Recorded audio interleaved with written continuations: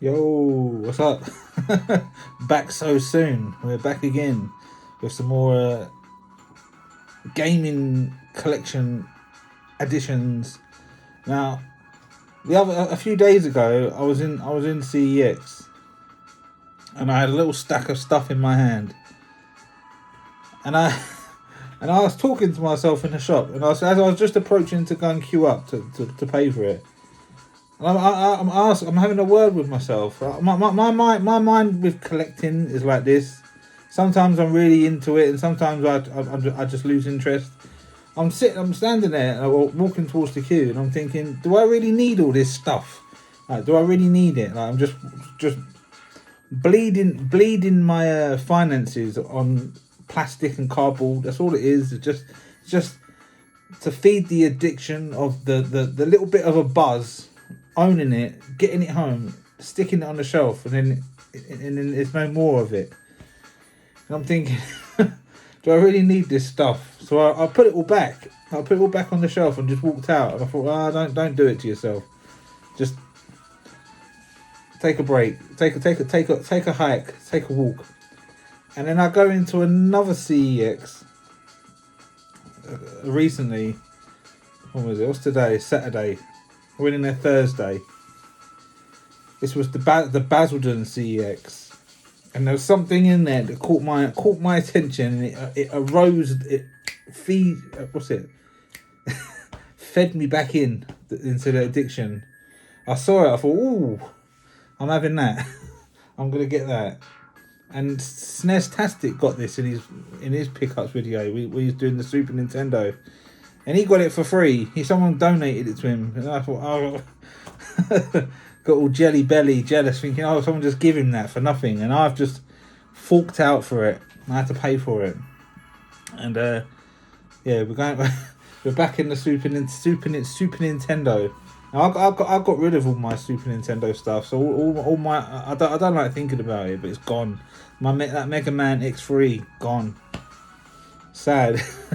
It upsets me it's gone, but yeah, all that I had all them PS2s, all that shelf full of PS2. I got to a point I couldn't stand the sight of it. I got sick of seeing all those spines, and I selling it with the price of PS2s now. You know I made a good a good amount on that. Like after selling all of my stuff. Like if people that know me or knew of my collection before, I didn't sell all of it. I just sold most of the nice stuff. I still got like quite a bit left, but I was touching nearly 20,000, maybe about 18, nearly 20,000 on all of that stuff. But yeah, I thought to myself, like, having a lot of money would make you feel better, like. But it doesn't. Like I had that stack, like two big stacks of cash, and I didn't feel no better at all. Like it doesn't. I felt the same. It's like it didn't make a difference. So I regret. I felt regret. I think I wish I just kept all my stuff. Because now I'm like buying most of it back or some of it back. The stuff that I want back, and I'm paying more for it now. So that's the downside to it. But anyway. I was in CEX, and if you've watched SNES-tastic's one of his recent videos, this caught my eye in the cabinet in Basildon CEX. And that's Donkey Kong Country 1, the first one. And out of the three, this is the best, my favourite one, the best one. I was looking at it, holding at it. I thought, this is nice condition. Really, really crispy. Like it's got little tiny bits of wear to it, but for the most part, this is in better condition than the one I had.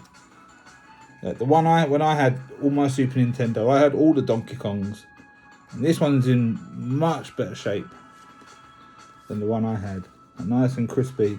And I was holding it. I was getting the spidey sense, the tingles, the legit check. I've got a magic touch. I can hold Super Nintendo games or anything that's retro cardboard. I can hold it in my hands, and I can just tell. It's just a gut feeling. There's a feeling. There's a to the touch. I can just tell if it's real or if it's fake. And this is real. At first, I was thinking, oh, this is too good. At first, it looked a bit shiny. I think, oh, it's not real. Then what calmed me down was this sticker on the front. Like, it's an actual real sticker. I was thinking, if this was fake, this sticker wouldn't be there. They would have probably, it would have been like all one image. Because you can get this game without the sticker,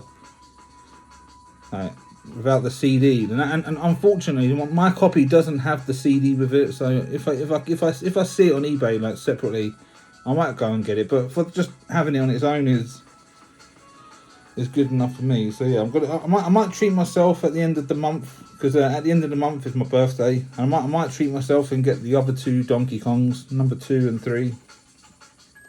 So yeah, that's that. So this is the beginning of getting some Super Nintendo back. And I still have the Super Nintendo console just behind me. Like when I stopped doing pickups videos, I was still like buying stuff like before I like started selling it. But I have got a Super Nintendo right there.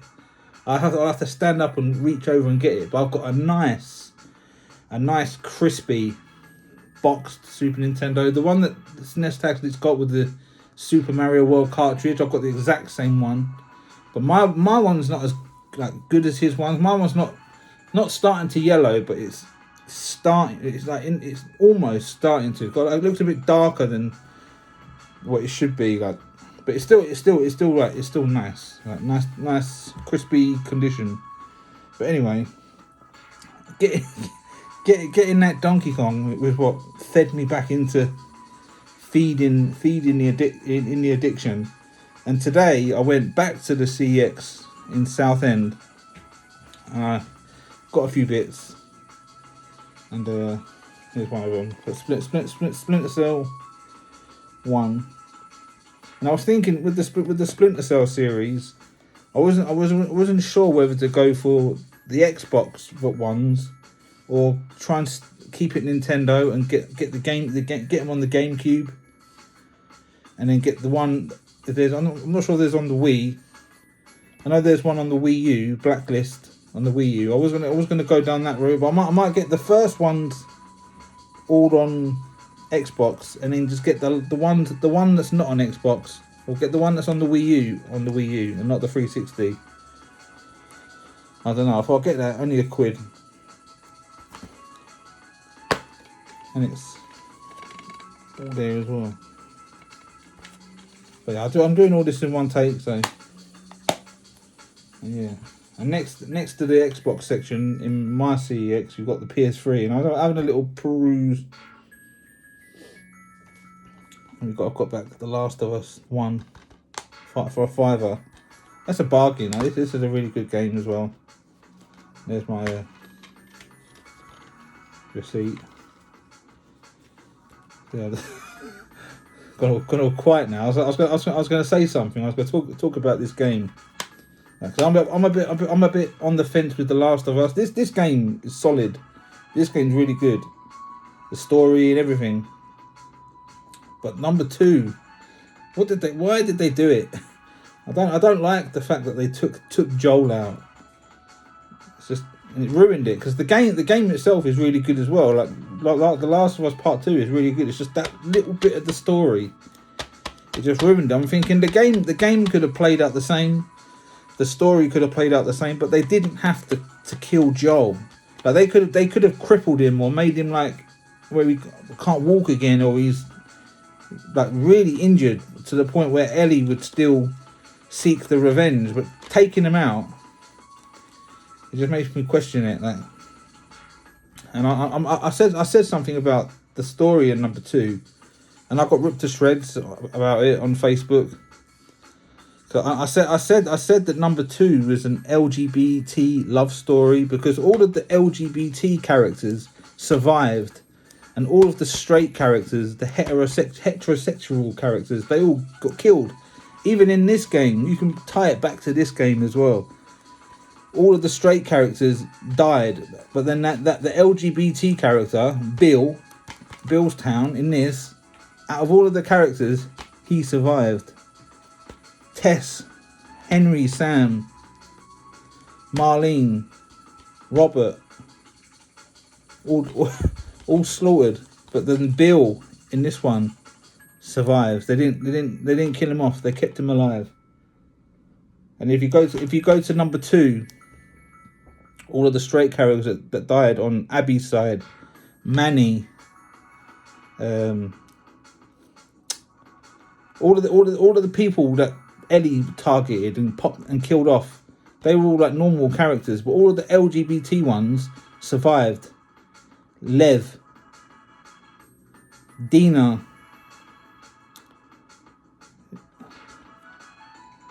trying to think the other one, Abby. They all survived, but all of the straight ones died horrifically. But anyway, we've got number 1 back. Whether you agree with me is up to you, but that's my opinion on it. So yeah, but the reason I got these 2 was because these were like my backup purchases. Like I had this next one in my hand.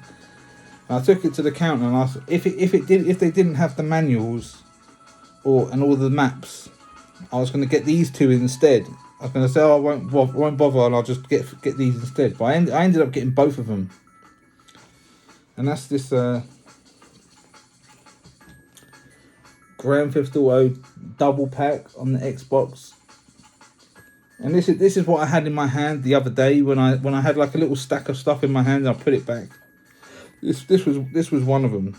And I ended up putting it back. And there was another one on their shelf. They had 2 in stock, but this is like the better condition one of the 2. I don't know why CEX does that. They price everything the same. Like you can have like 3 of the same game retro wise. One can have a faded spine. One could be like damaged or bit sun damaged or whatever. And one can have something else wrong with it, and then you can have one really nice condition one, and they'll have them all the same price. So that was I just recently took the sticker off. That was 15, the double pack. So that's that one, and the last one. As I was looking at their PS1 stock in the back rooms, I call it the back shelves. Because in my CEX, they have games on display in their cabinet. You see the PS1s and all the stuff on the front display, in the glass display cabinets. And if you look behind the cabinets, they have more stuff on shelves behind it. And I didn't think you was able to buy that stuff, but that you can. Like you see if you look at the back, they have more stuff like tucked away. And I looked at their PS1s, and they got this croc, and this has been on my list for ages. I've been wanting to get a nice crispy one of this, because I've already got this game, but my one's the inlay's a bit tatty, and my manual's a bit tatty. But this one's crisp. I don't even want to open it.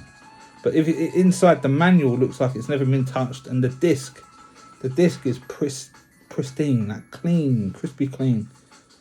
That's Croc Legend of the Gobos. Yeah, that's the last one of my pickups. And I don't know when the next one will be, when I've got some more stuff. Got some more stuff. So I'll move my head out of the way, because he still see that my collection's still there. I'll turn the camera. I don't know if you're watching this, Ninja Bear, but I saw your video where you've got all your Game Boy Advance games in your little cabinet, and I reckon you should get some of these things, these display pieces. If you've seen my PS1s there, you can get these little display things where they sit in it, and they won't fall forward. They like sit sort of tilted, and they have them displayed like that. Because yeah, if the wind changes, or a car goes down your street and suddenly your house shakes, it could knock one forward. And you might open your cabinet and see one, or when you're opening your cabinet, the breeze Or if you open in the door, it might knock one forward. But anyway, that's the video over. Peace.